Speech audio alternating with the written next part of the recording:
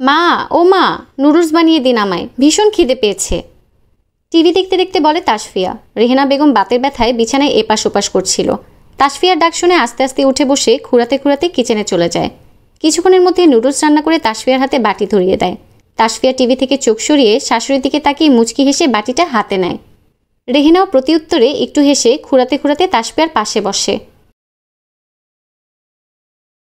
এ কি মা, পায়ে কি হয়েছে? এভাবে হাঁটছেন কেন? বিচলিত হয়ে বলে তাসফিয়া। আর বলো না, ওই একটু বাতের ব্যথা বেড়েছে। সে কি মা, আমাকে বলবেন না? এভাবে কষ্ট করে আমার জন্য রান্না করলেন? অপরাধীর মতো বলে তাসফিয়া। তুমি তো সহজে আমার থেকে কিছু চাও না, আজকে চাইলে না করতাম কিভাবে? তাই বলে কষ্ট করবেন? কষ্ট হয়নি, এই যে তুমি মা বলে ডেকেছ তাতেই কষ্ট চলে গেছে। শাশুড়ির কথা শুনে তাসফিয়া মুচকি হাসে। এগিয়ে গিয়ে শাশুড়ি গা ঘেঁষে বসে। কাঁটা চামচে নুডলস পেঁচিয়ে শাশুড়ির মুখের সামনে ধরে তাসফিয়া। রেহেনা মুচকি হেসে খায়। তারপর দুজন খেতে খেতে টিভি দেখে। তখন আসে আনোয়ার। রেহেনা, একটু গরম পানি করে দাও, গোসল করব। এসে সোফায় বসে। আমি পারবো না, একটু কষ্ট করে তুমি করে নাও, ব্যথা বেড়েছে ভীষণ। আমি করে দিচ্ছি বাবা। না না, তোমার করতে হবে না, তুমি বসো, আমি করে নিচ্ছি। বাবা কি যে বলেন, আমি থাকতে আপনি করবেন কেন? বসুন আপনি, আমি যাচ্ছি। তাসফিয়া চলে যায়। কপাল করে কেমন ভালো বৌমা পেয়েছি বলো, কেমন খেয়াল রাখে আমাদের।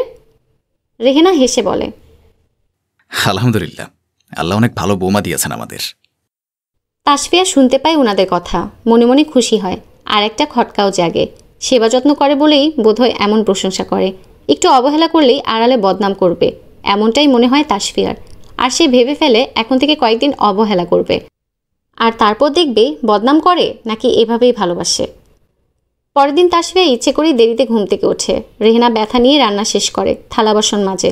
আর তারপর ভাতের থালায় ভাত বেড়ে তাসফিয়ার জন্য অপেক্ষা করতে থাকে আনোয়ার আর রেহেনা। প্রায় আধ ঘন্টা অপেক্ষা করার পরে তাসফিয়া দরজা খুলে বের হয়।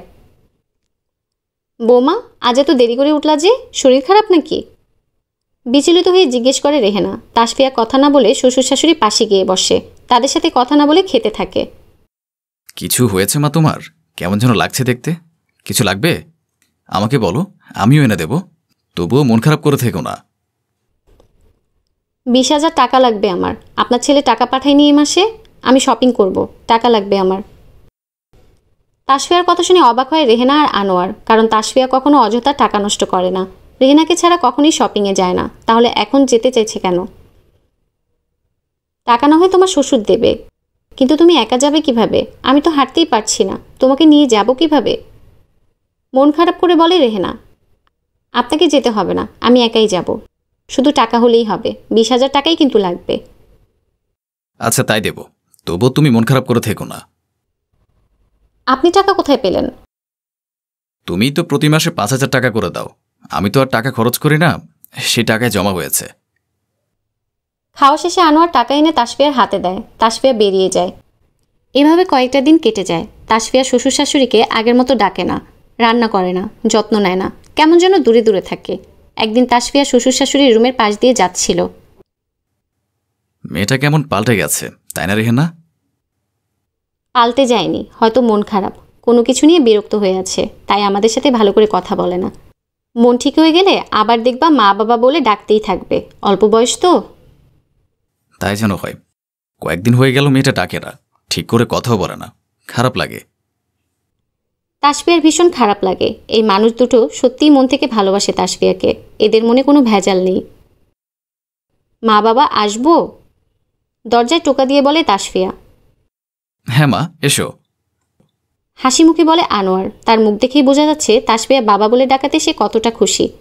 তাসফিয়া এসে ওনাদের পাশে বসে। আমাকে ক্ষমা করে দিন আপনারা, আমি আপনাদের পরীক্ষা নিচ্ছিলাম। আমি ভেবেছিলাম আমি যত্ন করি বলেই আমাকে ভালোবাসেন, আমি অবহেলা করলে আমাকে ভালোবাসবেন না, তাই অবহেলা করছিলাম। ভীষণ ভুল করে ফেলেছি আমি, আমাকে মাফ করে দিন প্লিজ। শাশুড়ি হাত ধরে কাঁদতে কাঁদতে বলে তাসফিয়া। রেহেনা তাসফিয়ার মাথায় হাত বুলিয়ে দেয়। এভাবে বলো না মা, আমাদের তুমি আর আমার ছেলে ছাড়া আর কেউ নেই। ছেলেটার সংসারের তাড়নায় বিদেশে পড়ে আছে, এখন আমাদের শেষ ভরসা তুমি।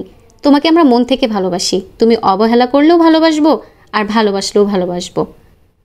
আমিও আপনাদের খুব ভালোবাসি। আমার মা নেই, আপনিই আমার মা, আপনাদের সাথেই ভালো থাকতে চাই আমি, আর কখনো এমন করব না। চোখের পানি মুছে বলে তাসফিয়া। আমরা ভালোবাসার কাঙাল মা, আমাদেরকে একটু ভালোবাসা দিলেই চলবে, আর কিচ্ছু চাই না তোমার থেকে। তাসফিয়া মুচকি হাসে। মা, আপনার পায়ে মলম মালিশ করে দিই। মলম আনতেই সেই দিন বাহিরে গিয়েছিলাম, খুব ভালো মলম এনেছি, দেখবেন বাতের ব্যথা একদম গায়েব হয়ে যাবে। আর বাবা, আপনার জন্য নতুন চশমা এনেছি, এটা তো পুরনো হয়ে গেছে। ওনারা মুচকি হাসে। তাসফিয়া নিজের রুম থেকে চশমার মলম নিয়ে আবার শ্বশুর শাশুড়ি রুমে চলে যায়। শ্বশুরকে চশমা পরিয়ে দিয়ে শাশুড়ি পায়ে মলম মালিশ করে দিতে থাকে। তারপর থেকে আবার সব কিছু স্বাভাবিক হয়ে যায়। তাসফিয়া আগের মতো শ্বশুর শাশুড়ি সেবা যত্ন করে। ওদের দিন যেতে থাকে সুখে।